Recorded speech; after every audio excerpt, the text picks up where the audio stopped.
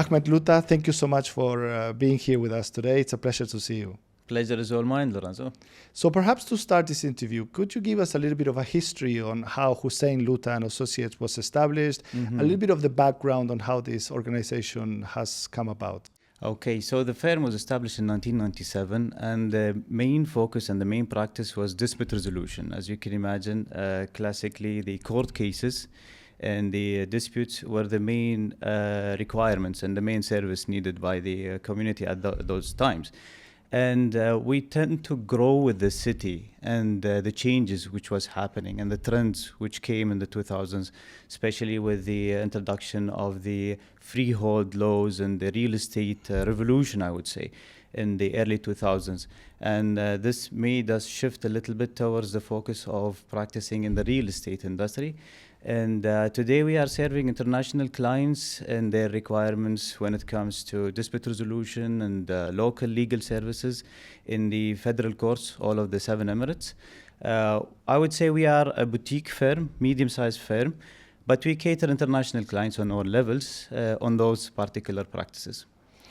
The UAE is seen as a very sophisticated place when it comes to the rule of law and security. What would you say is unique about the legal and judiciary systems of the UAE? See, I'll tell you something. When we started actually thinking about the topics and the discussion of our record today, there was one quote which came to my mind. It was made by one of the UAE officials during one of the recent events, and it was about the legal system. So he was talking about the importance of the legal system and the growth and the success of the city and the country, which usually we underestimate. Usually when we talk about the success, we think about the potential, the business potential, the infrastructure, the lifestyle, and all of these different aspects, which are very important, of course. But we underestimate the importance of the legal system and how much it contributes in this success of the city. As you can imagine, in the absence of a reliable legal system, trustworthy legal system, you will never see this growth and success you're looking at. The number of investors trusting your system and bringing their investment into the city, and even trusting the system for their personal cases as well. So I think this is a very important factor, a very important aspect. The UAE government realized this, and there was a vision from the very beginning to have a very competitive legal system, not only taking it for granted, no, very competitive in terms of flexibility, time, fast-paced legal system, all of these things, also adapting technology. And that's a very interesting thing about our legal system in the UAE. So yeah, I believe it's the time to put the spotlight on how competitive is our legal system and talk about it more.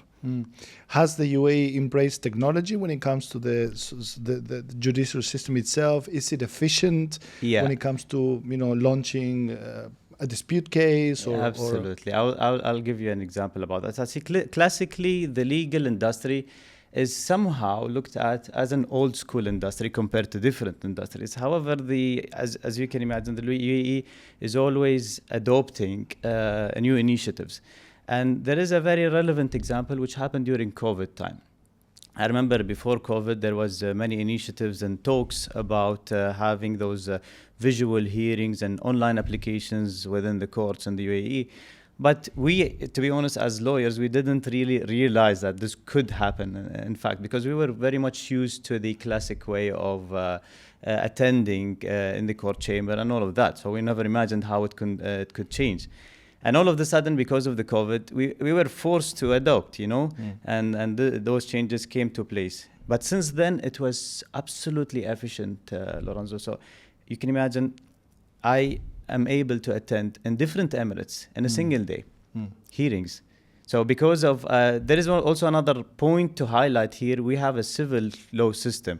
So our hearings are not very lengthy compared to the common law system, which is in the West.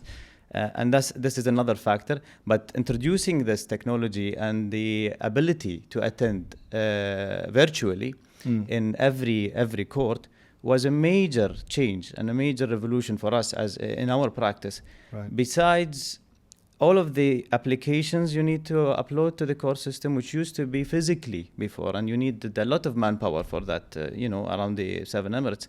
Today it's all online, and your approvals are given online as well. Well, you were mentioning civil law just now. There Yeah. were certain changes introduced recently in 2022 in regards to civil law. Can you give us sort of a ballpark idea of what are some of the main changes implemented? Okay. The changes I was referring to was in particular related to the personal law specifically. So previously there was the Sharia law on personal status, but there was also and there was always the option to apply your home country law if you are a non-Muslim. But recently there was an introduction of a very specific civil law for personal status matters, which will govern the divorce cases, it will govern the inheritance cases, it will govern the custody cases. So that's a major change, which is also let's say another addition of the flexibility we have in our legal system, which is very rare to see around the world. You cannot really find in any country this amount of flexibility of options. Right. Without compromising the justice and the equality. So this is a very unique aspect about the UAE system, which I want to come to. It was the first point of the discussion. The competitive of the UAE system and how much difference it is compared to other systems. We have the flexibility, which is the point I'm referring to. We have 3 legal systems within one country, and all of that is made to cater investors, right, to provide the maximum comfort for investors without, as I said, without compromising the justice itself.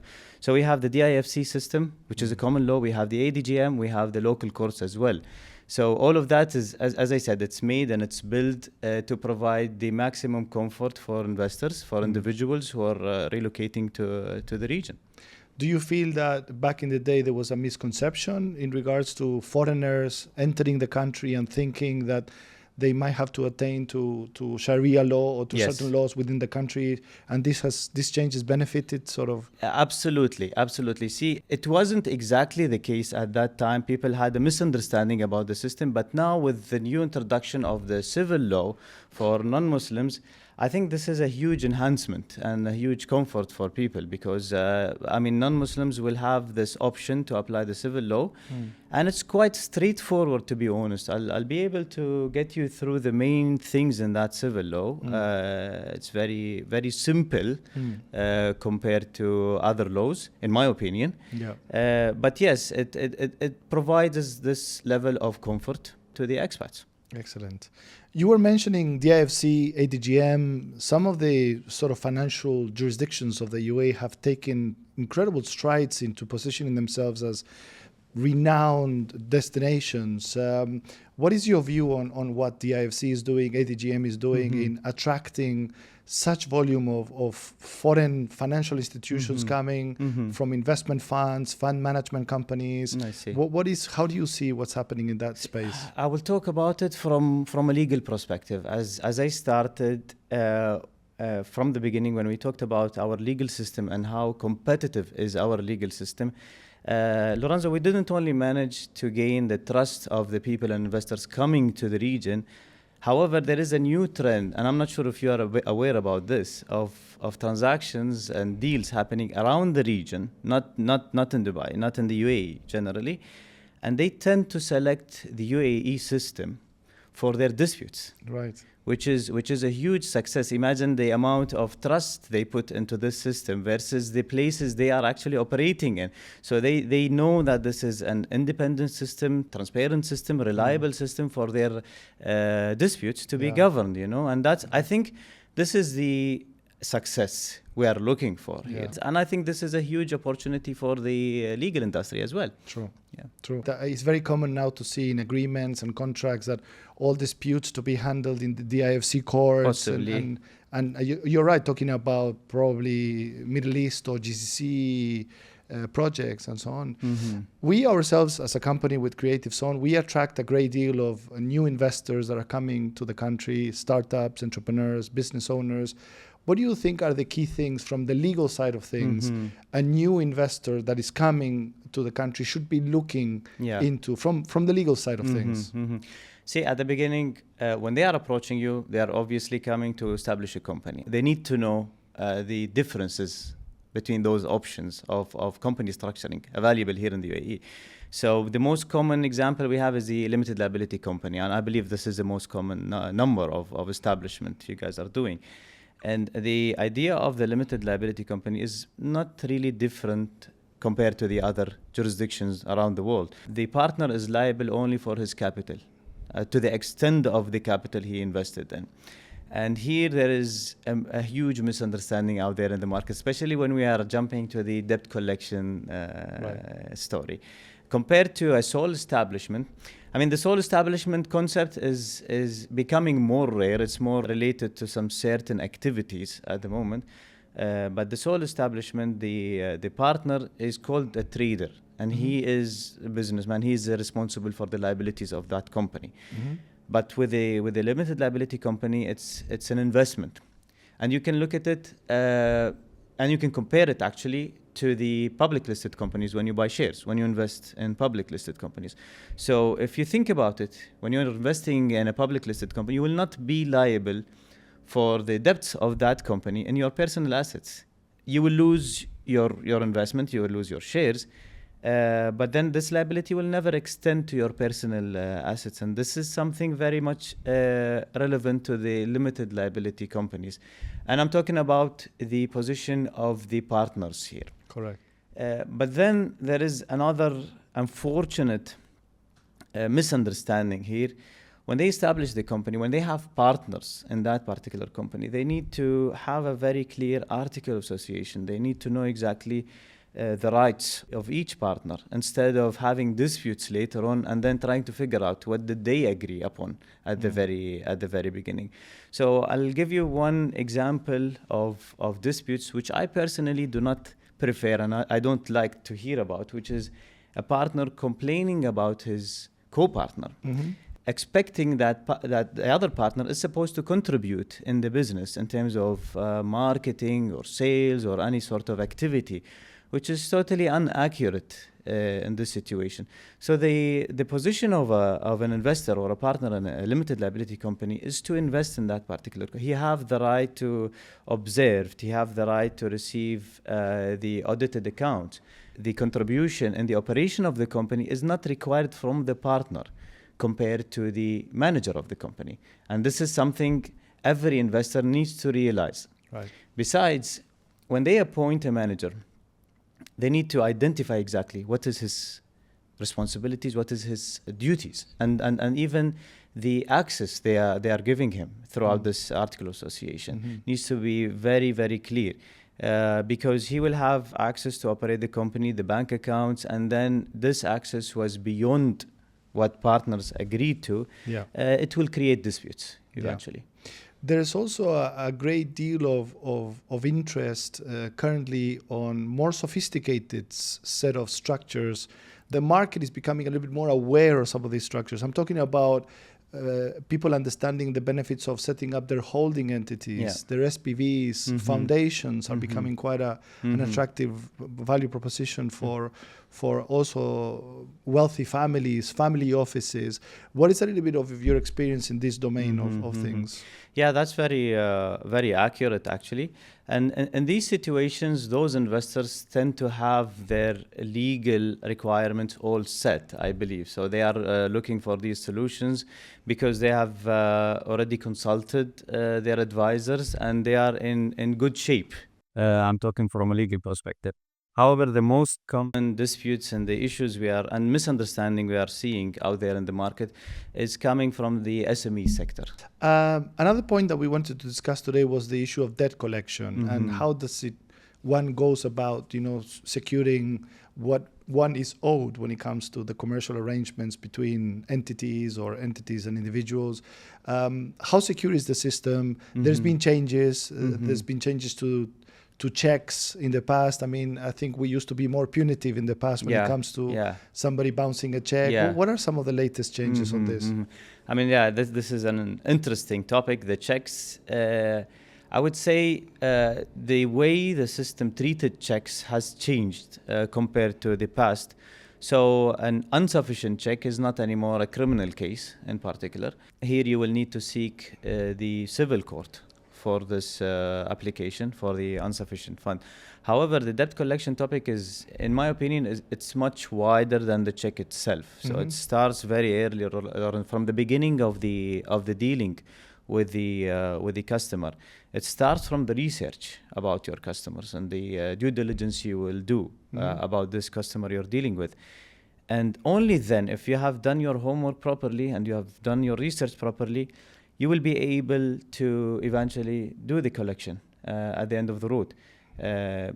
The reason is many customers and many clients, in many cases we see, is against small companies, new establishments. Right. And those establishments are really not capable financially. And there's another issue is the mismanagement of funds, sometimes with those small incorporations. This is one of the problems.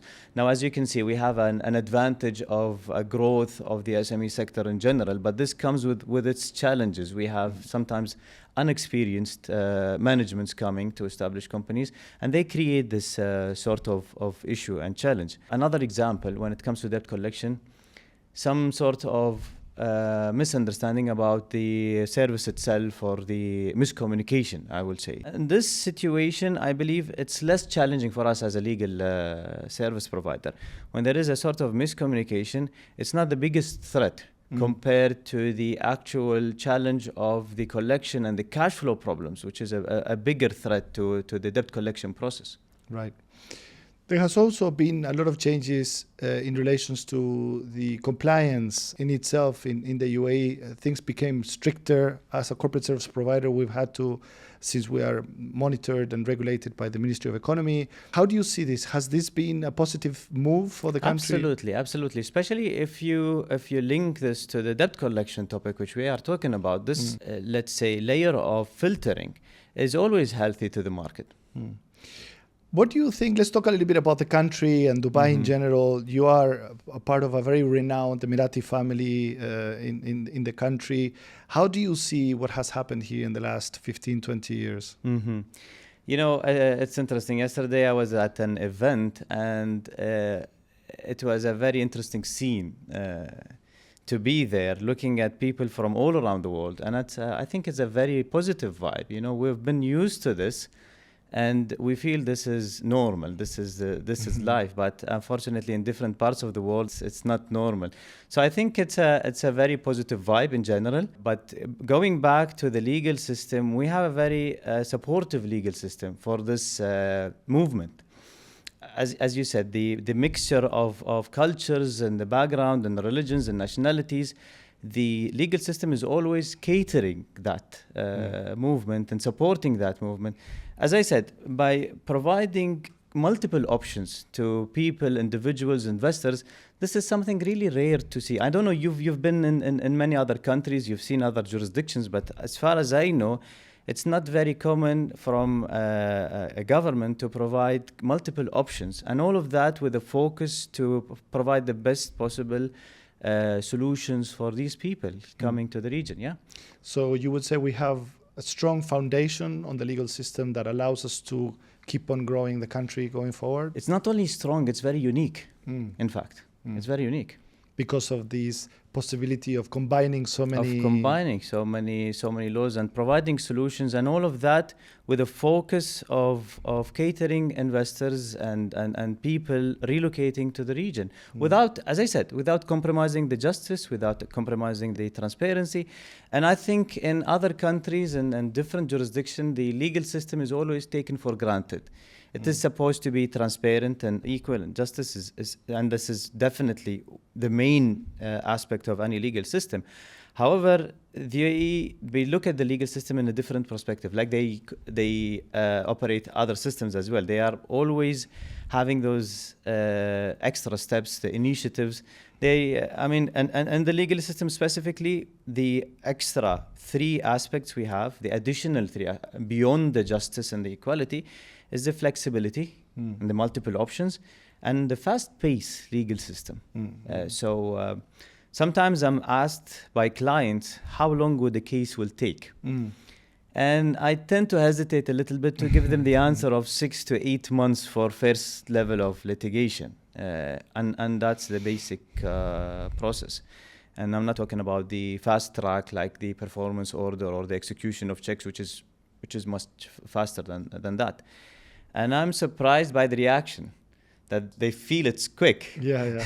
They feel it's quick. So this is another important aspect because in my opinion, it's part of justice. So you cannot have justice after 5 years. It's not justice anymore, you know? Right. So I think this is a third point in our legal system. And then adopting to technology. When we started, you see, I mean, any legal system is always old school. They don't have those technologies. But by providing this level of technology, you're actually giving access to people to this legal system. Imagine you have those virtual hearings, you have those online applications, so anyone can access easily and the legal system for his rights. Excellent. So, Ahmed, what do you see yourself getting very involved in the next 12 months to come? What's your agenda look like for the next year of things? I mean, the real estate practice have been always an interesting practice for us. We always prefer to consult and to advise investors in this market, especially that we have a huge movement from investors all around the world who are actually used to their own systems and they are not very much familiar about our system, and it's always positive and helpful to give them that overview about our system to protect their investment. And as you said, there's a huge flow of investors coming to the region, but we don't want them to have those misunderstanding and have that bad impression because of that lack of understanding of the system. And our system, in my opinion, is quite simple and straightforward compared to other systems, but that accurate information needs to be spread and given to those investors. There has also been quite a few changes in regards to the family law side of things. Could you give us a little bit of an update on that? In my opinion, it's a game changer. It's a new development which happened in 2022. And in my opinion, it's very relevant to investors in particular because there was always a concern about how inheritance is handled in the UAE. And I think this is also very relevant to your clients in Creative Zone. So any investor in real estate and businesses here needs to be comfortable with how the system will really react to the inheritance cases here in the UAE. So the introduction of the civil law was made in 2022. It is addressed to the non-Muslim expats here in the UAE, having the address of the UAE. It will govern their divorce cases, the marriage cases, the inheritance, and the custody as well. And it's very interesting. In fact, there are some main information in that law which I would like to share, which is really interesting. So in this law, the general rule in any dispute is that any expat can ask to implement his home country laws in his dispute. Correct. Which is another let's say, aspect of flexibility, which you will rarely find in anywhere in the world, you know. So this was the first rule in this particular law. And then there was another rule which says the equality of genders. And this equality in particular applies on 4 main things. Testimony, witnesses, so both are considered the same, inheritance, and custody. And divorce as well. So both partners are able to ask for divorce equally. So it's not exclusive for the husband versus the wife. And as well as the testimony, as I said, inheritance, it will be distributed equally as well. So here I'll come to the inheritance in particular. So in case you want to apply the civil law on your inheritance and you do not wish to apply your home country law, the distribution of inheritance is quite interesting in this civil law. It's different from the UAE Sharia law, which is applied on the Muslims exclusively here. So with the civil law, half of the inheritance or half of the assets will be given to the wife, and the other half will be distributed among the children equally. So this is the general rules. Very, very simple, actually, distribution. So in that case, then the concept of wills that have been sort of important, is this being put aside? Is a will necessary in these cases? The will is always before anything else. So if there is a will in place and this will is in accordance to the UAE law, it is registered officially, it comes before everything. And thank you for bringing that, because this comes before applying the law. If there is any will in place, it will be applied fully according to the wish of the individual. So he have the full flexibility to put his will. However, he need to follow the process and to register the will officially. In the event of the existence of the will, then the will be implemented in this inheritance. Even in this, there's sort of different messages. Where should one register a will? I mean, there is multiple options. There is no a single option required by law. Obviously, the DIFC is one, Notary Public is another one, but both are endorsed and then accepted by the courts. Excellent. Those are two main things about the inheritance. Divorce is another thing. There is a different perspective when dealing with divorce cases now under the new civil law. Custody is shared. This is a general rule now. The custody is shared among parents unless any of the partners have proven that the other partner is not eligible for custody based on some certain reason, which the judge needs to be the decision maker in the situation. So once again, it looks like the UAE has kind of updated itself with the Western sort of ways of doing or dealing with some of these issues. Absolutely. I would say, as I said at the beginning, without compromising the values, without compromising the concept of justice, we are catering a certain category, which is the non-Muslim category, who is growing in the UAE, and we need to provide the best possible solutions for them.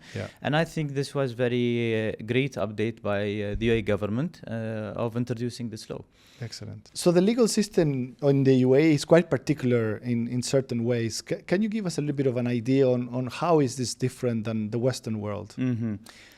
So it's worth noting that we apply the civil law here in the UAE, which is quite different than the common law, which is, in my opinion, most of the investors and individuals coming to the UAE are coming from that common law background. This sometimes creates some sort of confusion because they usually come from this background, from this history, and they have a certain anticipation about our system that it is similar to the common law system.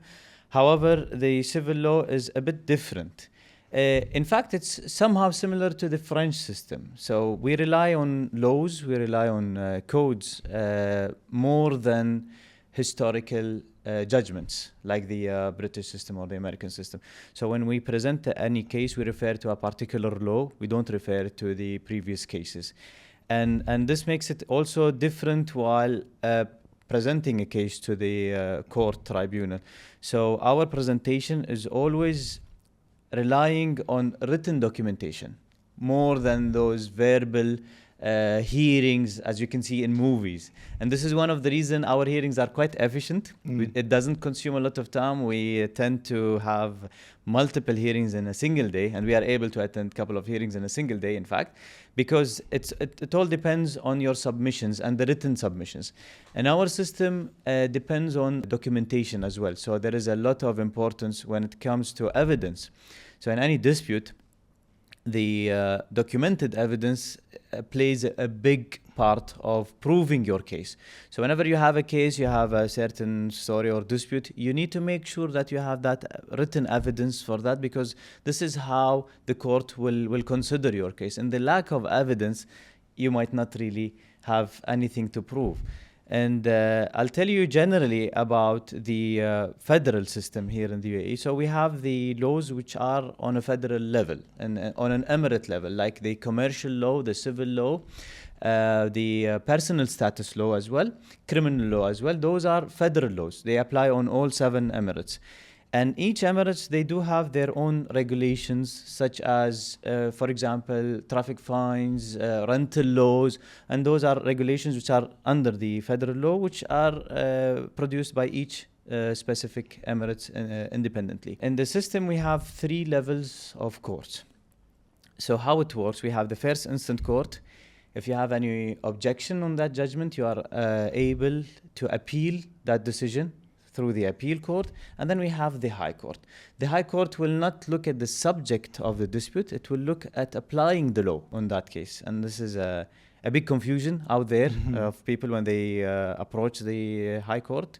In any dispute, they start talking about the subject and the technical things in the case itself. However, the High Court, which is the Supreme Court called here in Dubai, it's only focused on applying the law on that particular case. And then we have the other, let's say, steps such as enforcement. It's a very important thing, and it's very relevant to the debt collection topic. So people usually ask, what happens after I achieve a judgment? After I'm granted the judgment, what happens? So within the court, there is the execution department.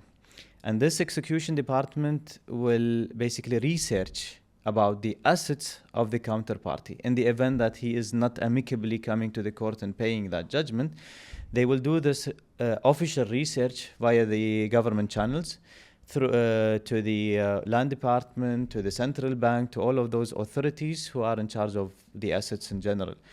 But there is also a very important thing to highlight here, that research and that recovery of the asset will be only relevant to the party of the transaction and the party of the case.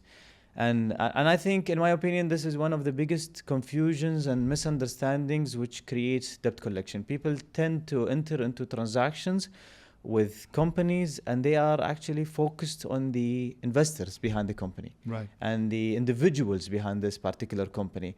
And they are not realizing that actually the whole deal and the whole debt, let's say, and the whole case is with that particular company, and it's not with the individuals. And when the debt collection process starts and when the execution process starts, they're always looking at the assets of that individual, which is in fact irrelevant when it is applied on the limited liability company.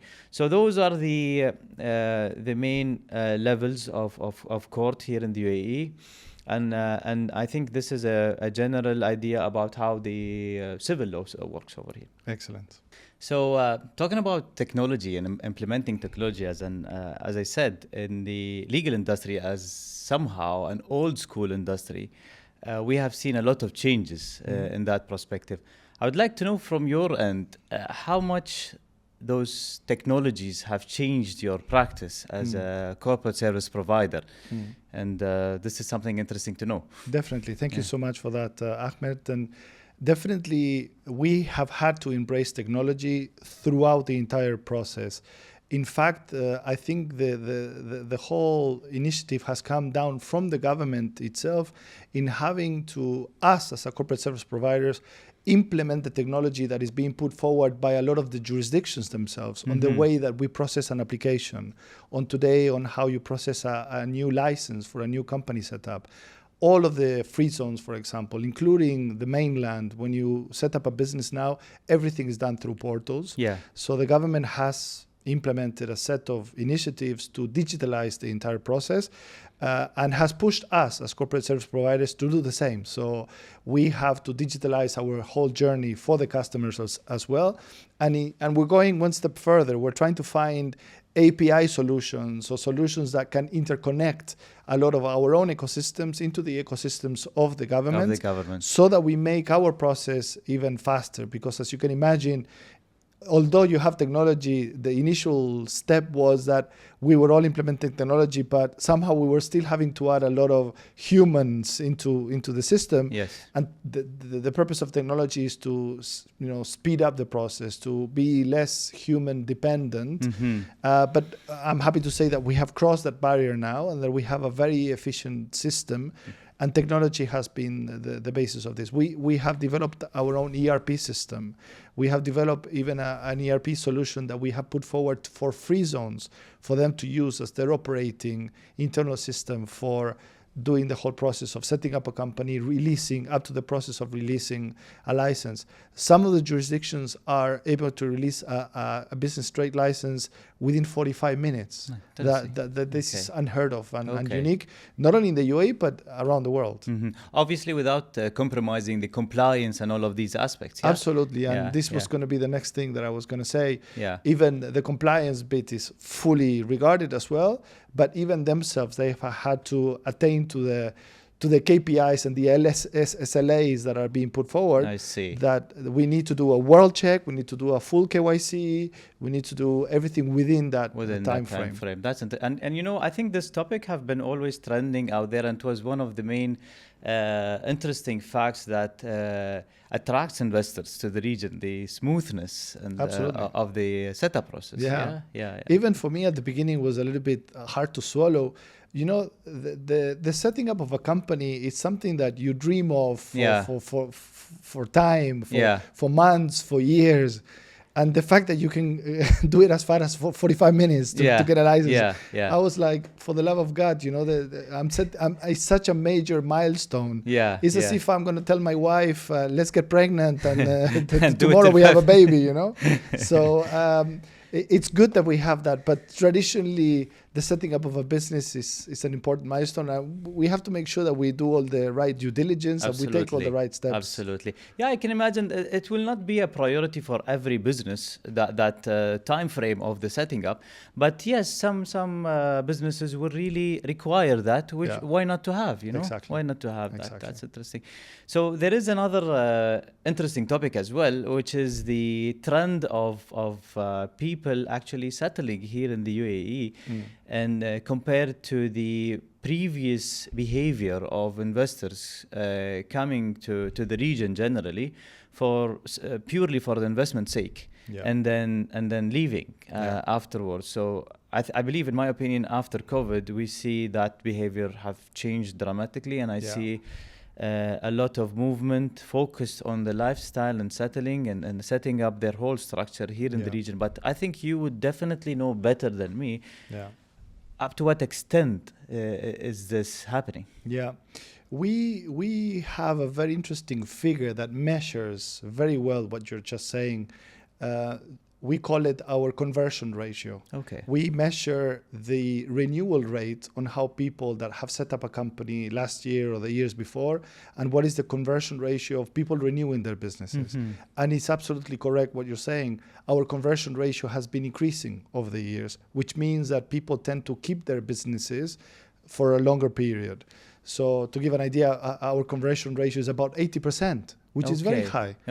People that set up a company from 1 year to the next, 80% of them renew their businesses and continue their businesses. Interesting. And when you consider this versus other sophisticated markets in the US and Singapore, the dropout of companies that don't continue is a lot higher than in the UAE.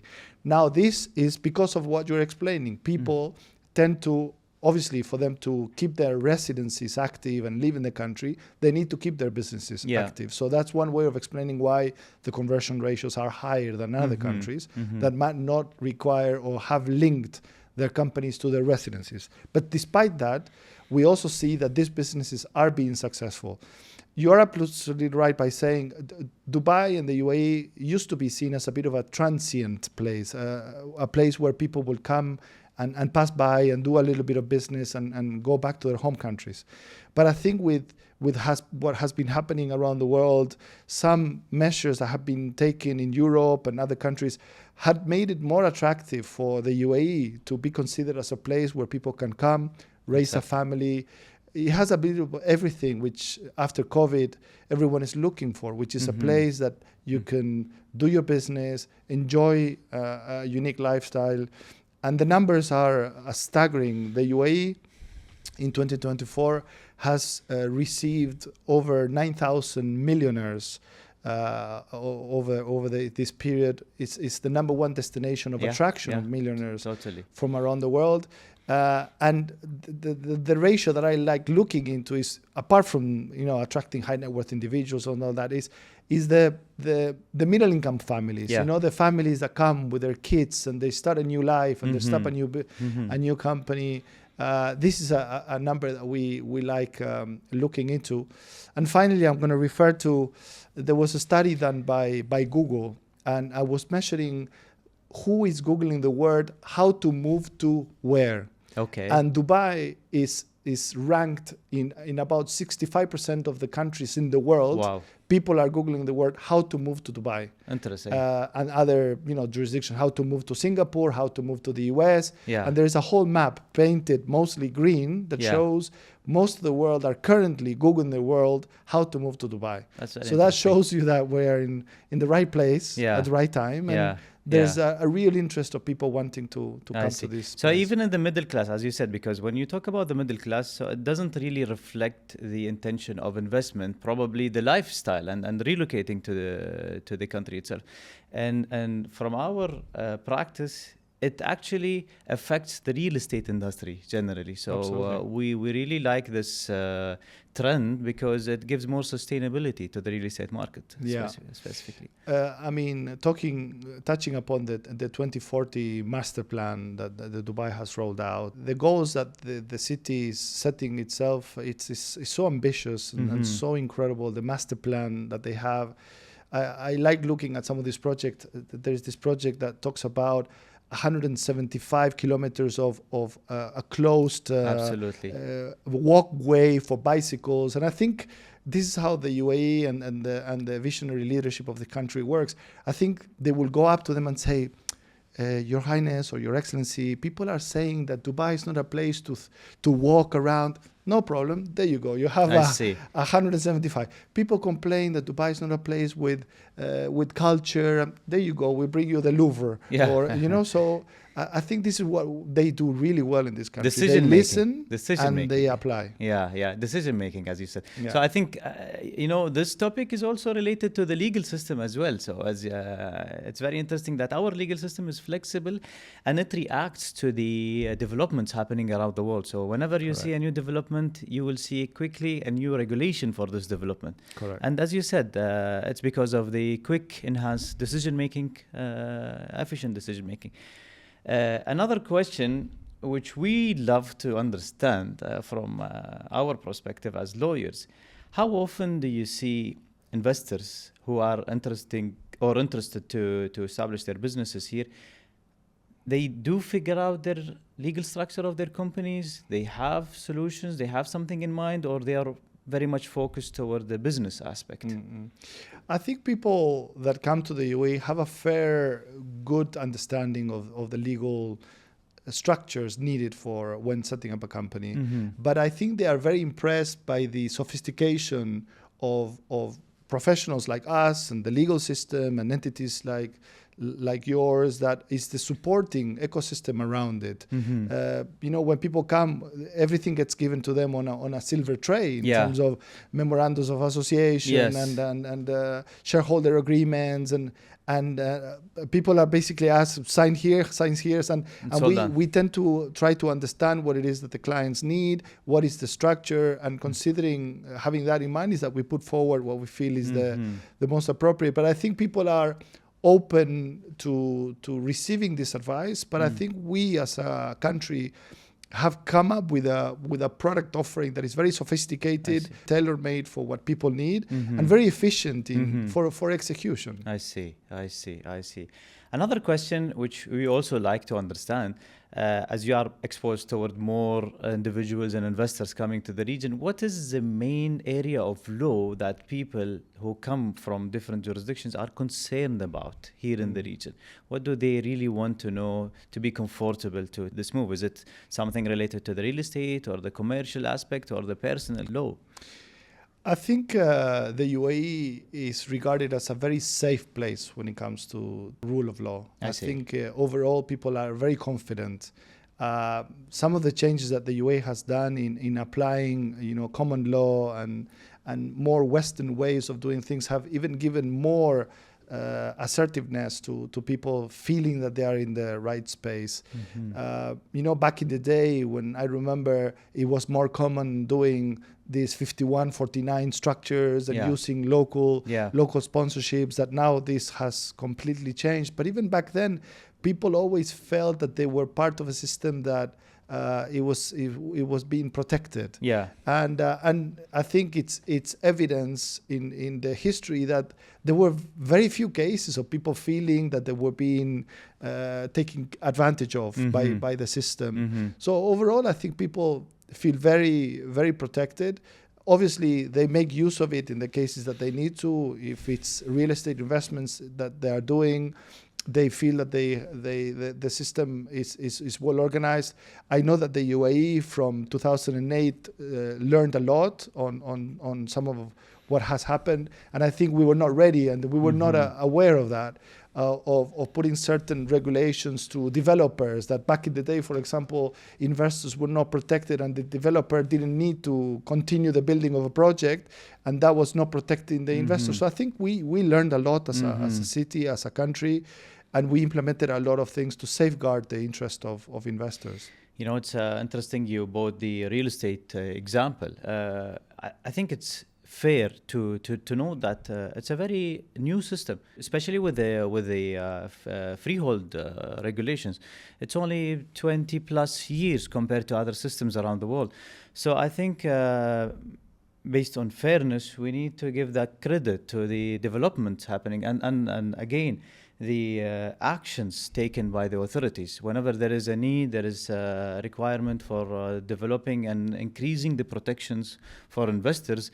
It's happening without delay, and I think we need to look at this angle. You know. Absolutely. Yeah. It's Yeah. a really pleasure to see you, Lorenzo, and specifically before the season starts, because we may have some outdoor activities and outdoor trips to show people the advantage of the nature of the UAE, not only the business side of the UAE.